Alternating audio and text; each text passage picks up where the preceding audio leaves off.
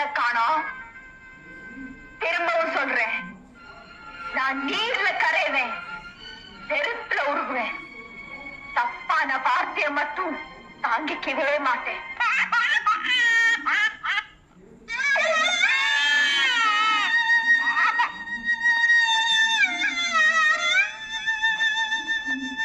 அப்பனுக்கு புள்ளை அடையாளம் தெரியலங்கிறதுக்காக தப்பான புள்ளை ஆயிடுமா? நீ எந்த நாட்டுக்கு ராஜாவா இருந்தாலும் சரி, எனக்கு கவலை இல்லை. நான் போறேன். நீயோ இஷ்டப்படி, உங்க அம்மா இஷ்டப்படி யார வேணாலும் கல்யாணம் பண்ணிக்க. ஆனா உன்னை நம்பி வர்றவளை மட்டும் என்னைக்குமே சந்தேகப்படாதே. வழி தாண்டி நான் பசினி இல்லைங்கிறது பழைய கதை.